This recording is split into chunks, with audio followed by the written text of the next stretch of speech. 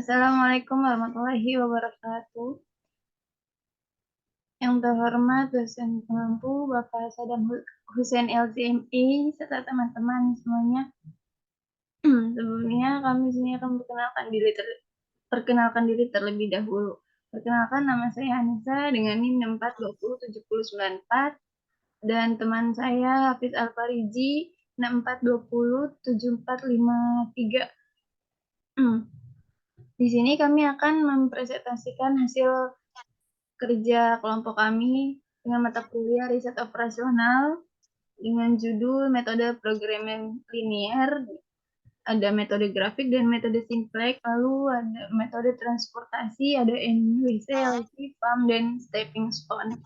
Selanjutnya, penjelasan metode grafik akan dijelaskan oleh Hafiz Alfariji.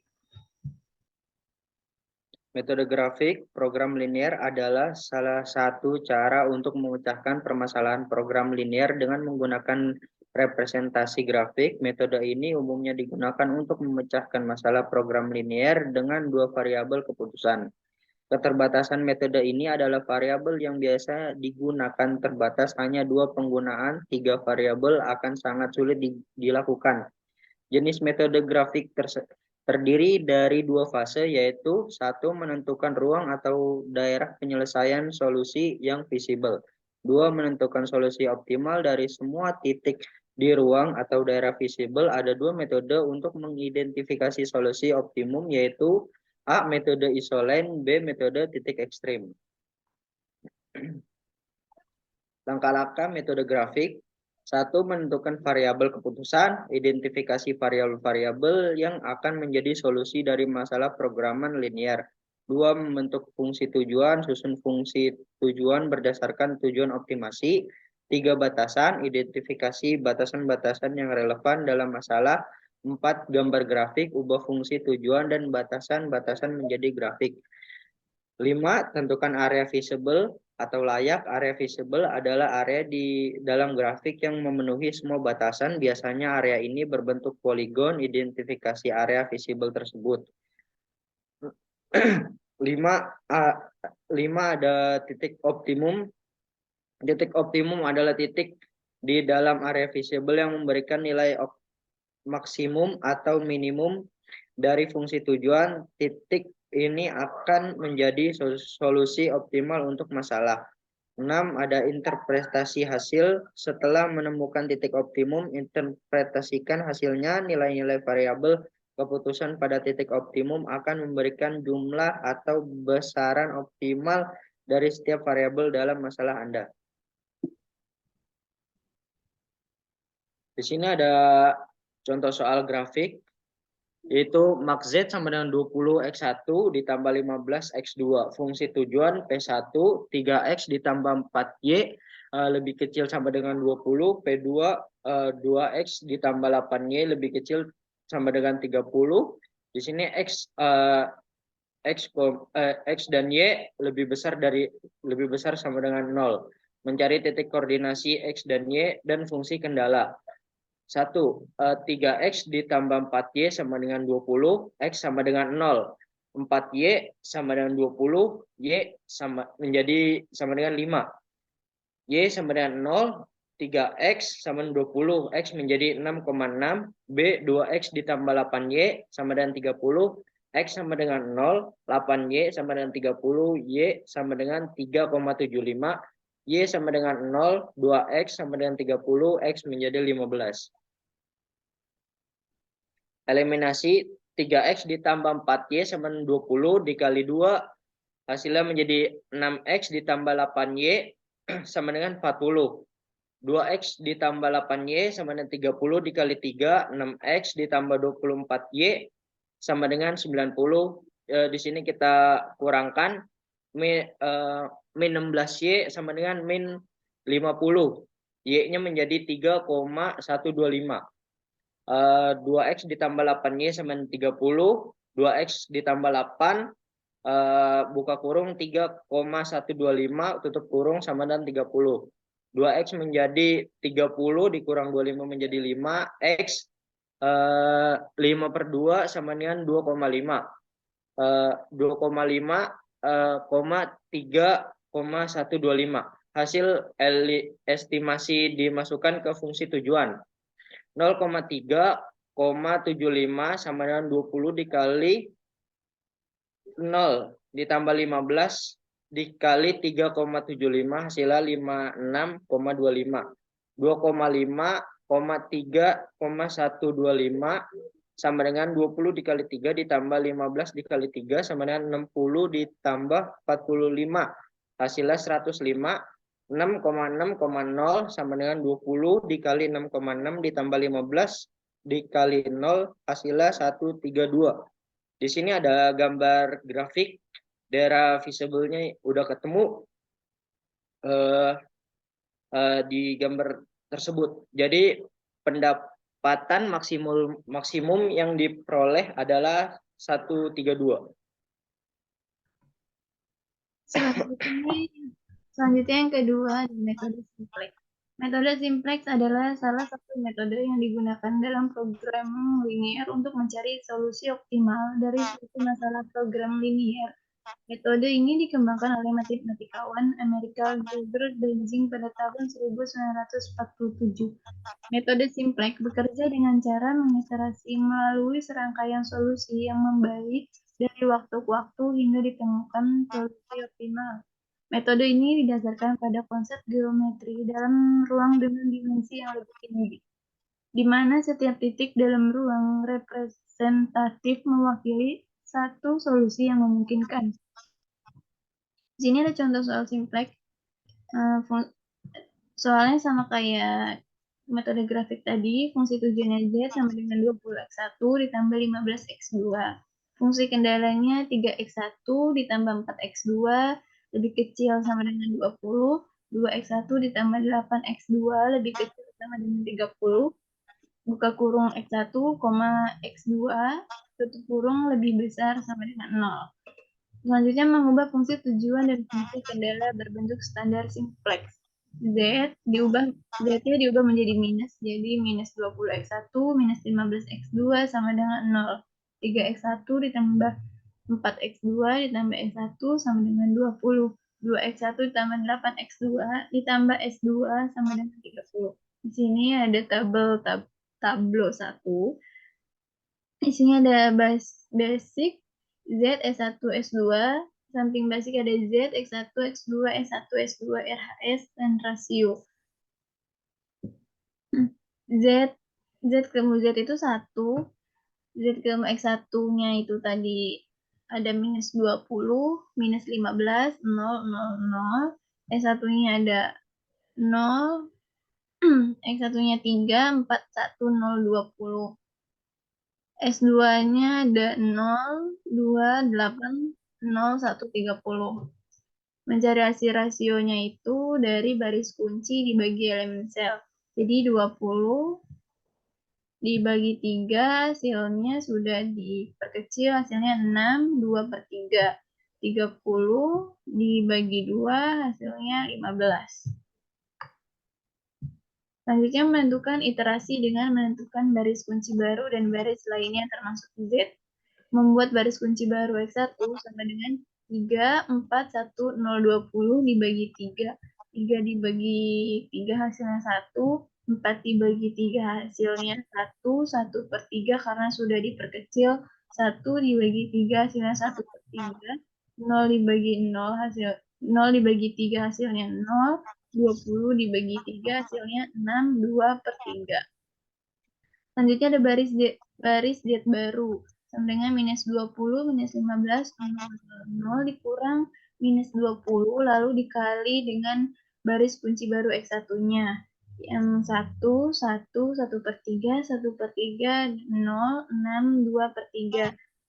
Totalnya adalah minus 20 kurang minus 20 lalu dikali 1 hasilnya 0, minus 15 dikurang minus 20 dikali 1, 1 per 3 hasilnya 11, 2 per 3 karena sudah diperkecil, 0 dikurang minus 20 dikali 1 per 3 hasilnya 6, 2 per 3, 0 dikurang minus 20 dikali 0 hasilnya 0. 0 dikurang minus 20 dikali 6, 2/3 hasilnya 133, 2/3. Lalu selanjutnya ada baris S2 baru, sama dengan 2, 8, 0, 1, 20 dikurang 2 dikali 1, 1, 1/3, 1/3, 0, 6, 2/3. Hasilnya 2 dikurang 2 dikali 1 hasilnya 0, 8 dikurang 2 dikali 1, 1/3 hasilnya 5, 1/3, 0 dikurang 2 dikali 1/3 hasilnya minus 2/3. 1 dikurang 2 dikali 0 hasilnya 1, 30 dikurang 2 dikali 6, 2/3 hasilnya 16, 2/3. Selanjutnya di sini ada tabel 2. Z1 ketemu Z1-nya 1, X1, Z ketemu X1-nya 0, Z ketemu X2 ada 11, 2/3, Z ketemu S1-nya 6, 2/3, S2-nya 0, RHS-nya ada 133, 1/3. X1 ketemu Z-nya 0, X1 ketemu X1 ada 1, X2-nya ada 1, 1/3, S1-nya ada 1/3, S2-nya 0, RHS-nya 6, 2/3. S2-nya di sini ada 0, 0, 5 1/3, minus 2/3, 1, 16, 2/3. Jadi hasil dari yang di dalam kolom ini hasil dari yang perhitungan tadi baris kunci, baris Z, dan baris S2.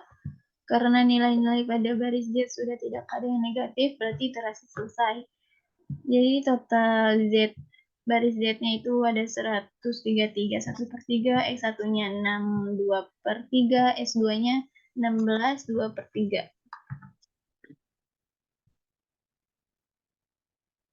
Metode transportasi. Metode transportasi merupakan suatu metode yang digunakan untuk memilih jalur pengiriman atau distribusi sejumlah barang atau produk yang sama dari lokasi sumber barang atau supply menuju lokasi kemana barang tersebut akan dikirim atau demand dengan biaya sekecil mungkin atau minimum cost. Ada satu metode transportasi digunakan untuk memecahkan masalah bisnis, pembelanjaan modal, alokasi dana untuk investasi, alokasi, keseimbangan lini perakitan dan perencanaan serta scheduling produk. Metode yang digunakan untuk mengatur distribusi dari sumber-sumber yang menyediakan produk yang sama ke tempat-tempat yang membutuhkan secara optimal.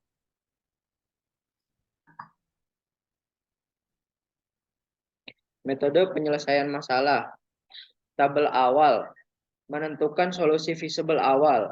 1. Metode pokok kiri atas, metode barat laut atau northwest corner atau kita sebut NWC.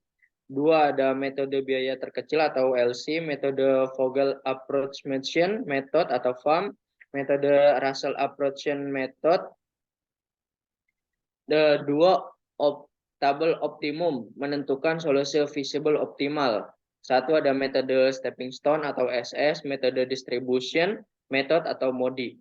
Metode transportasi dikatakan seimbang bila jumlah permintaan sama dengan jumlah penawaran. Bila seimbang, maka perlu dilakukan penambahan dummy, di mana biaya pengiriman per unit untuk dummy adalah 0. Bila jumlah penawaran lebih besar jumlah permintaan, buatlah dummy bagian permintaan. Bila jumlah penawaran lebih kecil jumlah permintaan, buatlah dummy bagi penawaran. Contoh soal metode transportasi. Hitung biaya transportasi dari tabel berikut ini. Penyelesaian metode transportasi dengan menggunakan tabel transportasi yang akan menggambarkan permintaan dan penawaran beserta biaya pengiriman per unit. Metode satu itu ada Northwest Corner atau NWC. NWC adalah salah satu metode transportasi yang paling mudah dilakukan, tetapi hasilnya belum tentu optimal. Dan dalam metode NWC ini sumber dan alokasi tujuan diurutkan dari sisi kiri atas dan dari atas ke bawah dalam peta data matrix. Cara menghitungnya dimulai dari pojok kiri atas. Di sini ada contoh soalnya. Instansi A dan pabrik 1, instansi A demand-nya ada 60, pabrik 1 supply-nya ada 100, kita masukkan saja 60-nya langsung. Nah, jadi pabrik 1 sisa 40. 40-nya kita masukkan ke instansi B. Instansi B kan demand-nya ada 120. Jadi kita ambil supply dari pabrik 2 yaitu 70, kita masukkan semuanya dan masih kurang 10 lagi. Kita ambil dari pabrik 3 itu supply-nya ada 60, kita ambil 10 jadi pas jadi 120, demand instansi B pas jadinya. Di sini ada instansi C, dia demand-nya ada 50. Pabrik 3 mempunyai supply-nya ada 60. Nah, kita masukkan aja langsung 50. Jadi selesai. Jadi di atas kita langsung kalikan 60 dikali 20 hasilnya 1.200, 40 dikali 18. 40 dikali 18 hasilnya 5 560. 70 dikali 25 hasilnya 1.750. 10 dikali 9 ada 90, 50 dikali 10 ada 500, jadi totalnya 4.260. Jadi total perhitungan NWC itu totalnya ada 4.260. Selanjutnya yang kedua ada least cost atau LC. Metode least cost corner adalah suatu pendekatan yang digunakan dalam analisis raster atau pemodelan geografis untuk menentukan jalur paling efisien atau biaya terendah dari satu lokasi ke lokasi yang lain. Di sini ada kolomnya instansi A instansi A demand-nya ada 60, instansi B demand-nya 120, instansi C demand-nya ada 50. Pabrik 1 memiliki supply-nya 100, pabrik 2 memiliki supply 70, pabrik 3 memiliki supply 60. Di sini kita mencari angka yang memulai yang dari kiri. Mulai dari posisi kiri, dari kiri yang terkecil. Enggak. Di sini kita mulai dari angka yang ongkirnya yang terkecil, ada 9. Instansi B ini demand-nya ada 120. Lalu di posisi pabrik 3 dengan supply-nya 60. Karena yang dia membutuhkan 120, dari itu supply-nya kita masukkan saja 60. 60 dikurang 120, dia memiliki sisa 60. Jadi instansi B ini masih ada sisa demand-nya 60. Lalu cari yang terkecil kedua ada di instansi A. Instansi A mempunyai demand-nya 60, pabrik 2-nya dia ada supply-nya 70. Lalu diisi yang lebih terkecil, 60-nya dimasukin, sedangkan di pabrik 2 ini dia ada supply 70, lalu dikurang, dia mempunyai sisa 10. Pabrik 2 mempunyai sisa 10 supply. Lalu ya cari yang lebih kecil ke yang ketiga. Ada di pabrik 2 instansi C. Karena tadi pabrik 2 punya sisa 10, masukin saja 10.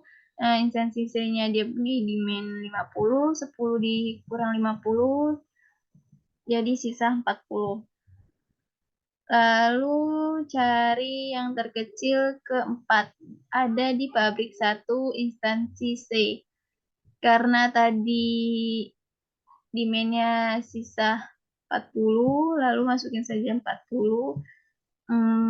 Supply-nya ada 100, 100 dikurang 40, sisanya 60. Lalu lanjut ke ongkir yang lebih kecil kelima, ada di pabrik 1 instansi B. Karena tadi demand-nya sudah habis, demand-nya masih ada 60 dan sisanya juga ada 60, lalu masukin saja 60. Jadi tidak ada sisa sama sekali.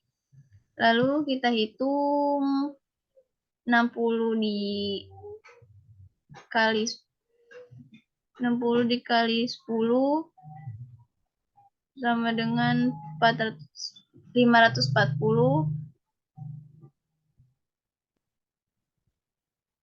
kali 10 sama dengan 600. 10 kali 15 150. 40 dikali 17 680. 60 dikali 18 1.180. Jadi 540 tambah 600 tambah 150 tambah 680 tambah 1080, totalnya ada 3050. Jadi total keseluruhan LC sebesar 3050. Selanjutnya yang ketiga ada Vogel Approximation Method atau FAM. Metode FAM bekerja dengan memperhitungkan perbedaan biaya atau penawaran antara dua sel dalam tabel transportasi. Tabel transportasi menggambarkan biaya pengiriman atau penawaran antara setiap pasangan asal dan tujuannya. Di sini kita menghitung selisih ongkir. Selisih ongkir baris pertama yang terkecil ada 18 dengan 17. Itu selisihnya ada 1. Lalu pabrik 2 yang terkecil ada 10 sama 15. Selisihnya 5. Pabrik 3 ada 9 sama 10. Berarti selisihnya 1. Selisih barisnya 1. Lalu kita menghitung selisih kolom. Dari instansi A itu yang terkecil ada 10 sama 20. 10 sama 20. Hasilnya 10 selisihnya. Instansi B ada 18 sama 9. Berarti selisihnya 9. Instansi C itu ada 10 sama 15, selisihnya jadi 5. Lalu itu mengisi data yang di sininya, cari selisih yang lebih tinggi. Di sini ada angka 10. Berarti yang pertama itu di 10. Masukin demand-nya 60. Lalu supply 70 dikurangi 60, sisa 10. Yang kedua ada di ongkir terkecil 9. Di sini 60 di pabrik 3 dia supply-nya 60, instansi B di minus 120, berarti masukin saja 60, lalu supply-nya sudah habis, demand-nya sisa 60, yang mencari yang terkecil ke 3 di sini ada di instansi B pabrik 1. Yang tadi demand-nya sisa 60, supply-nya ada 100, masukin saja yang terkecilnya 60, 60 dikurang 100, sisa 40.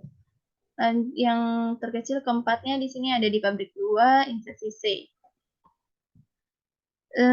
Demand-nya ada 50, supply-nya tadi di sini sisa 10. Berarti masukin saja yang terkecil 10. 10 dikurang demand-nya 50, sisa 40.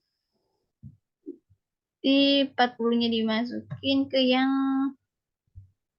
ongkir ke kecil kelima. Di sini ada di instansi C, pabrik 1. masukin 40, demand-nya 40, supply-nya 40. Jadi sudah habis semuanya.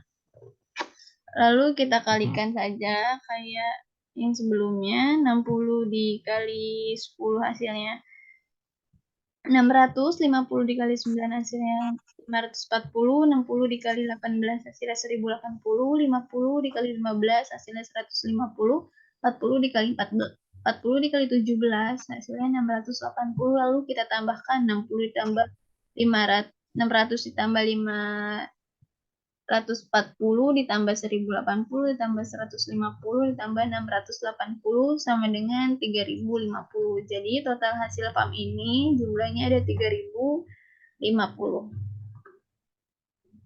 Lalu selanjutnya yang keempat ada metode stepping stone atau SS.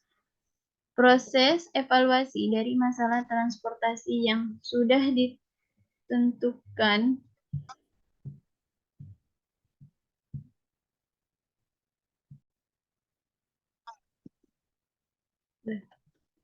Selanjutnya yang keempat, stepping stone atau SS.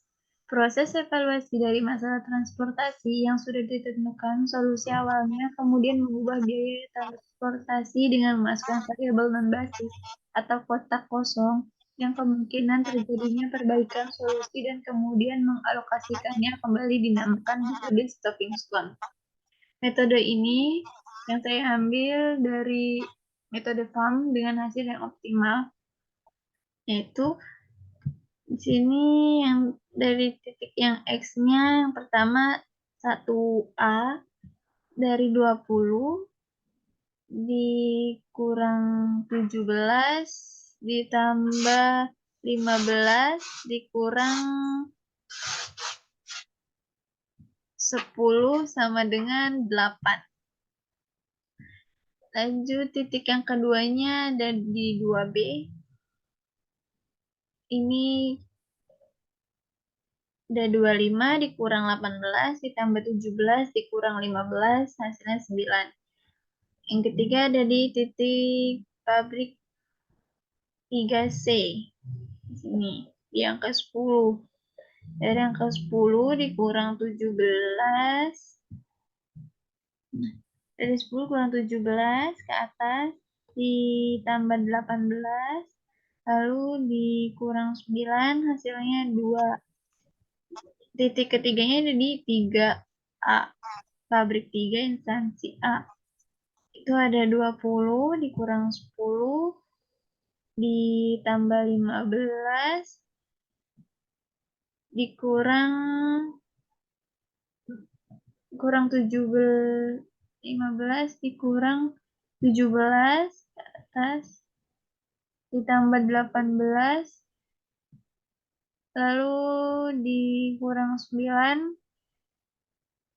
lalu sama dengan 17. Jadi perhitungannya tetap sama yang di FAM, 60 dikali 9 hasilnya 540. Lalu 60 dikali 10 hasilnya 600, 10 kali 15 hasilnya 150, 40 dikali 17 hasilnya 680, 60 dikali 18 hasilnya 1080, totalnya ada 3050. Jadi total keseluruhan yang FAM KSS sebesar 3050.